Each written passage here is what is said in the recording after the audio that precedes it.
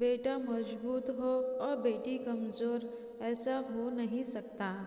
शादी करके बेटियां पराई हो जाती है, इस पर माँ बाप की कोई जिम्मेदारी नहीं होती। आज एक ऐसी ही लड़की की कहानी हम सुनते हैं जो माँ बाप की इकलौती थी और कैसे अपने बेटा होने का भी फर्ज निभाया। रात के 2 बज रहे पर मुझे नींद नहीं आ रही है, मन बहुत उदास है। एक बार पलटकर पति वीर की तरफ देखा तो वो बड़ी ही सुकून भरी नींद में सो रहे थे। एक बार तो देखकर मन घृणा से भर गया। पिछले कुछ दिनों में जो कुछ भी घटा है मेरे साथ, उन्हें मुझे सोचने पर मजबूर कर दिया है। मेरा तो कोई अस्तित्व ही नहीं है। जिनसे जैसा चाहा वैसा चलाया और अब जैसा चाह रहे हैं वैसे ही सांचे में ढालने की कोशिश कर रहे हैं, और उसमें मेरे पति का योगदान सबसे ज़्यादा है। मेरा नाम पारुल है। मैं अपने ससुराल में छोटी बहू हूँ। मेरे ससुराल में मेरी सास सरला जी, मेरे पति वीर और मैं, और हमारा एक बेटा है। अब आते हैं असल मुद्दे पर। दरअसल अभी 1 महीने पहले मेरे पिता का निधन हो गया। घर में माँ के अलावा कोई नहीं है। मैं अपने माँ बाप की इकलौती संतान हूँ। मम्मी पापा बताते थे कि मेरे जन्म के 2 साल बाद एक छोटा बेटा हुआ था, पर वह 2 दिन से ज़्यादा नहीं जी पाया। इसे अपनी नियति मानकर उन्होंने मेरी परवरिश पर ही ध्यान दिया और दूसरे बच्चे की आस छोड़ दी। खैर, पिताजी की मृत्यु के बाद अब कई फैसले लेने थे। सबसे बड़ा फैसला कि माँ कहाँ रहेगी, क्योंकि माँ अब बिल्कुल अकेली हो चुकी थी। इसीलिए मैं उन्हें अकेला छोड़ना नहीं चाहती थी, लेकिन ससुराल में माँ को लाने को भी तैयार नहीं थी। कारण जब मेरा बेटे का जन्म लिया था, उस समय मेरी माँ यहाँ 1 महीने के लिए आई थी।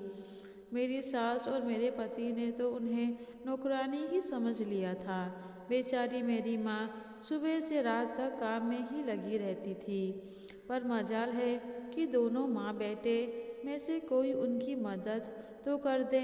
लेकिन इस बारे में वीर को कोई चिंता नहीं थी, बल्कि वो तो दिन रात यही बातें करता था कि प्रॉपर्टी का क्या करना है, क्योंकि उसे अच्छे से पता था कि माँ ने पूरा फैसला मेरे ऊपर डाल दिया है। लेकिन मैं तो यह देखकर हैरान थी कि ससुराल में तो मुझे कभी निर्णय लेने का नहीं दिया जाता। आज मेरे मायके में भी मुझे फैसले लेने का हक नहीं। वीर मुझे अपने हिसाब से चलाने की कोशिश कर रहे थे। इस 1 महीने में मुझसे कई बार कह चुके कि अपनी माँ से कहो कि प्रॉपर्टी मेरे नाम कर दे, तो मैं उनकी जिम्मेदारी उठाने को तैयार हूँ। वैसे भी अब वह अकेली क्या कर लेगी, किसी सहारे की ज़रूरत तो पड़ेगी ही ना।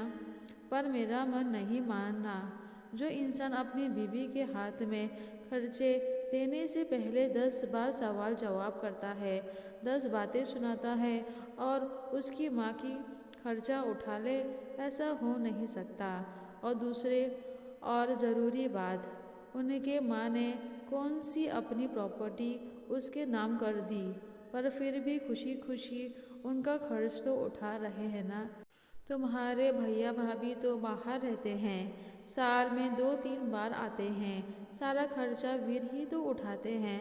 तो ये इंसान मेरी माँ से सौदाबाजी क्यों करना चाहते हैं?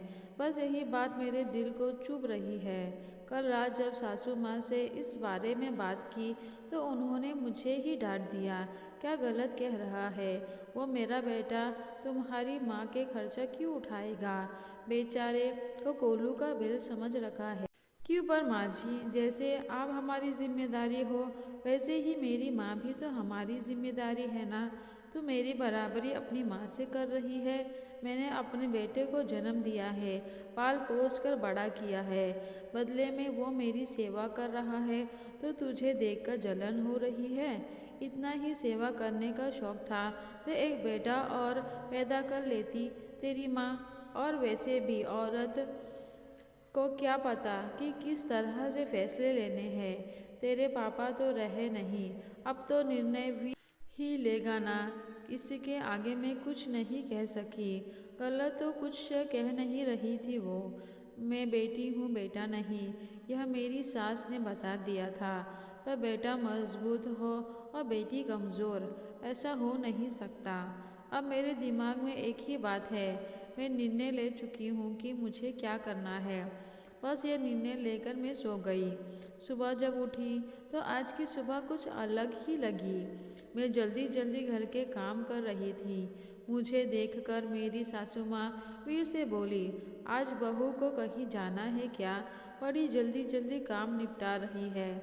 मुझे देखकर वीर ने कहा, कहीं जा रही हो क्या तुम?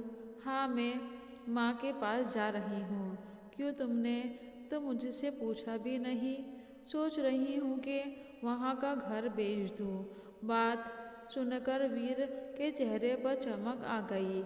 इससे पहले कि वीर कुछ कहता, मैंने कहा, सोच रही हूँ कि वहाँ की प्रॉपर्टी बेचकर यहाँ माँ के नाम से एक छोटा सा मकान ले लूँ और बाकी पैसे माँ के नाम से अकाउंट में ट्रांसफ़र कर दूँ। माँ के खर्चा में काम आएंगे। माँ पास में रहेगी तो मैं भी उन्हें आसानी से दिन में जाकर संभाल लूँगी। तुम्हारी इतनी हिम्मत कि तुम मेरे फैसले के ऊपर जाओ। देख रहा हूँ बहुत ज़्यादा बोलने लगी हो आजकल।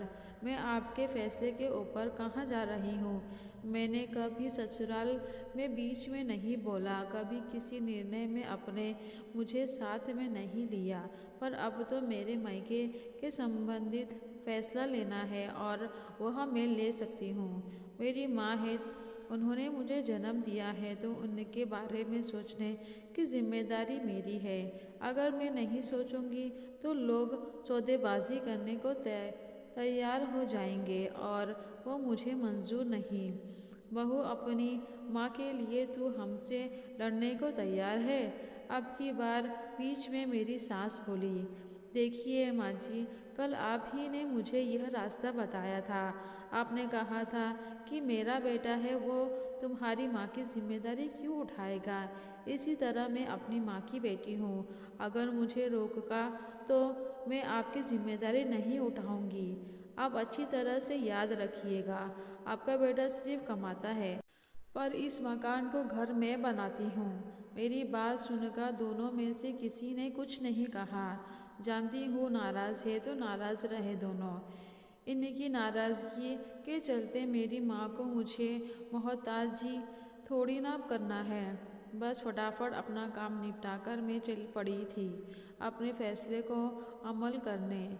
क्यों लोग भूल जाते हैं वह बहू के साथ एक बेटी भी है। अगर उसके ऊपर ससुराल की जिम्मेदारी है तो फिर जिसने उसको जन्म दिया उसकी जिम्मेदारी वो क्यों नहीं निभा सकती?